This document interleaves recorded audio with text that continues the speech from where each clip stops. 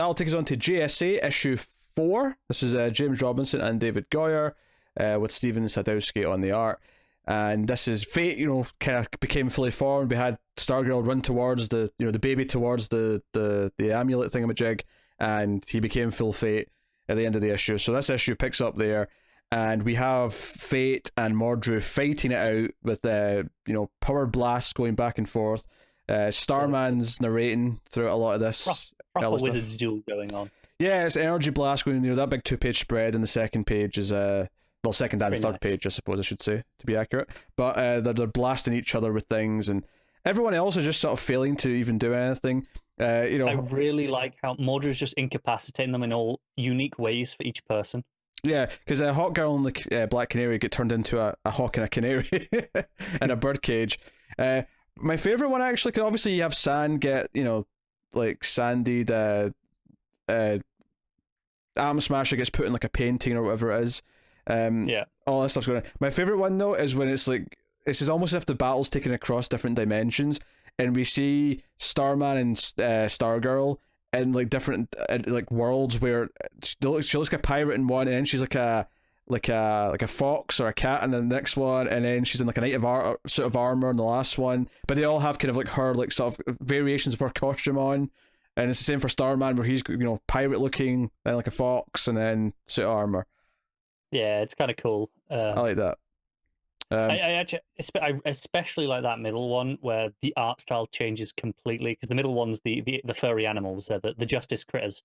Yeah, and it's so clean. Like the snake becomes just one solid block color on the top. There's no scales and shading. It's just there. Yeah, not so much the Starman fox, but I think she's got sort of a Lola Bunny look to her actually in that panel from Space Jam. That, yeah. She's got that kind of look to her. She's not a bunny, but it's got that kind of feeling to it.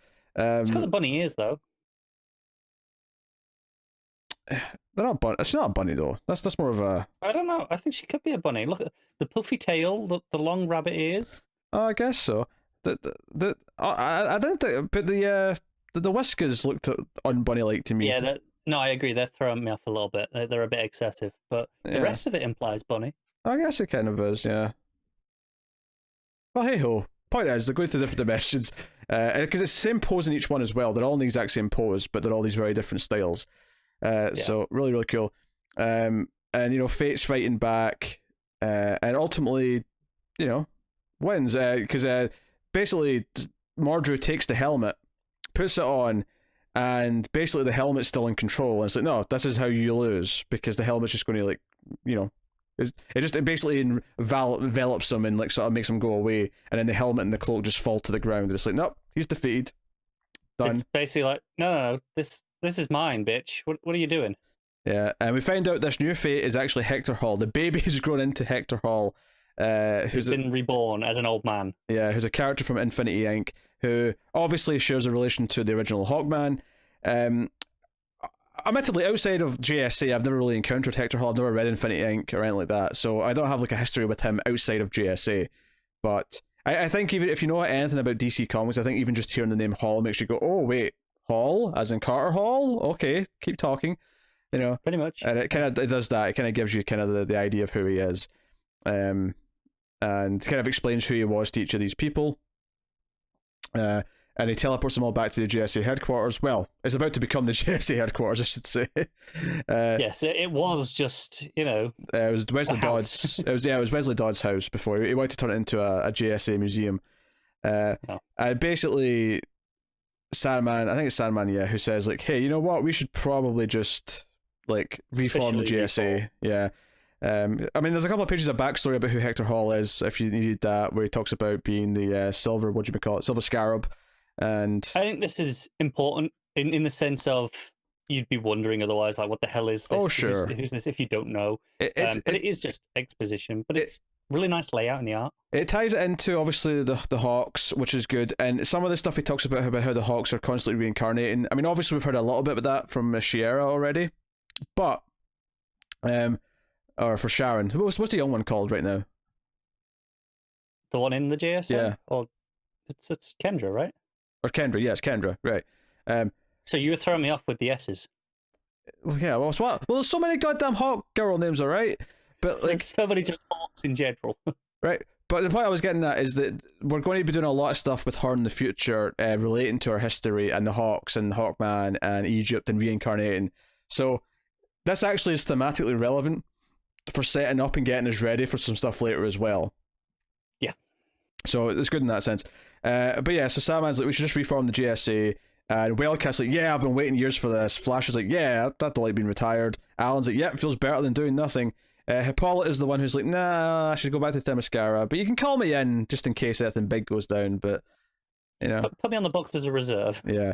And then all the youngins all basically agree. Although Starman says he has to go do some stuff first, and then he'll come back. But if I recall correctly, because Robinson left, Starman never really does come back, does he? At least for any great stretch. I mean, I think he pops in once or twice here or there, but not properly. He's never a full member again. Not that I recall. But yeah, there's a page where it sort of goes through them, and they all sort of say why they'd be wanting to do this. You know, Everman's like, oh yeah, the part of me that remembers Rex Tyler's life was honored to do this. You know, Alan's like, yeah, I want to do it. You know, Kendra and Black Canary. Black Canary even says, oh, I owe this to my mother's memory, because obviously she was a part of the JSA.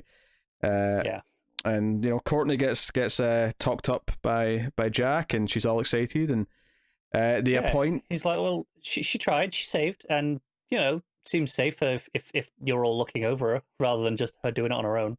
And then Alan appoints Sandman and says, hey, you should be the director, you should be the one in charge, the first chairman is the exact phrase of the JSA, and he's all honoured, and he says, no, this makes more sense for you because you're kind of a connection to both the past and the present, and you should be this. And then the big cliffhanger of the story is actually just that after he's been given this honour of being the leader, he turns to sand and kind of, melt's not the right word, but like, it just kind of crumbles. Falls apart. Yeah. And he's saying, oh no, it's happening again, just like before, and you're kind of like, what the hell's going on? And the final panel is the JSA looking around, just standing around, looking down. It just has clothes and like a pile of sand in the middle of the floor. So kind of a weird cliffhanger that comes out of nowhere. But can't deny that didn't make me curious. Or I'm like, okay, what's this going? What's going on next? Yeah, where are you going with this? And I've got vague memories, but it's still like an effective moment. Yeah, I think, this is not my favourite issue so far. I think because the first half is just the fight, and the fight's pretty good, but they've had better fights already. Like, there was some really good stuff when they were all like split up into teams before, in like issue 2 or whatever. Like, that stuff was really good. This issue was good too, and I like all the formation of the team at the end and kind of establishes everything. But it's also doing a lot of things that just have to be done before we can kind of get the book going properly. Yeah, I actually think this is possibly the weakest issue so far. I still like it a lot. I think it's a blast to read. It reads really fast and easy. I think the fight, while they have done better stuff before, I think it's dynamic enough that we're doing the way Mordru's taking out other team members is inventive enough that it's not just, hey look, we're blasting things at each other, which it could very easily have been. So I appreciate that, but the back half is just, all right, okay, let's just get this over with. We've got to do the official stuff now. Yeah, I actually really like the cover for the next issue. It's kind of that, that classic Hulk cover where it's like Bruce in front of Hulk. Yeah. Right? It's kind of that, but it's like young Sandman when he was a kid, and then present day Sand where he's got the mask and the guns and all that, and then like a big sand, monster above them. So it's like a three. That is a nice cover. It's like a triple tiered version of that classic Hulk cover, which is really cool.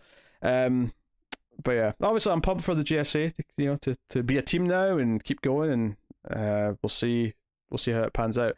I've already read like 50 issues, and you've read the whole thing before, but just in the sense where I'm excited to go through this again and do that, because I think if I remember right, the next issue is kind of largely to really establish who Sand is, so we really buy into him as a leader. It's like, okay, if he's going to be the leader, we have to really be on board with him.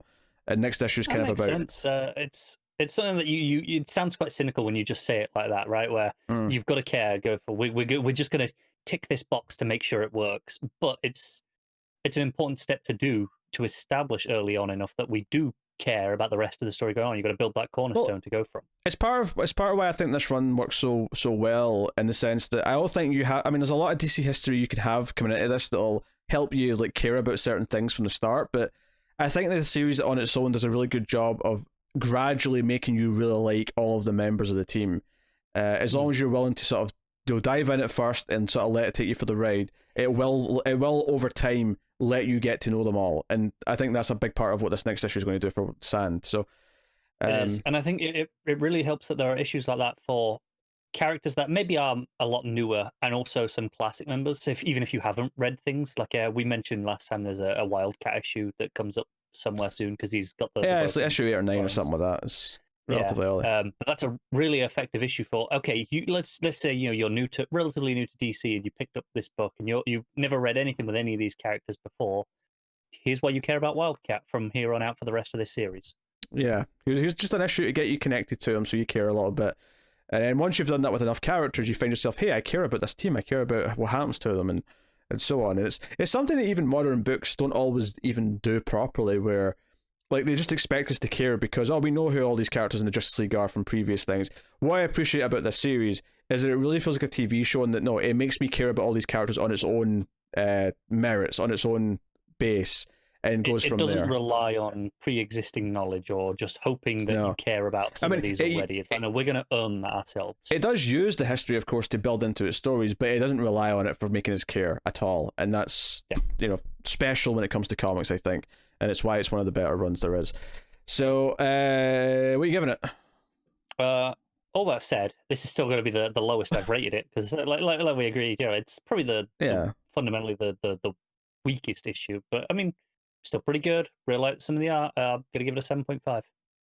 Yeah, I was thinking about straight 8. I think it's a solid issue. It's just probably the least exciting from like a inventive standpoint compared to the previous, 4. Yeah. So, looking forward to the next one though. Always excited to continue with it.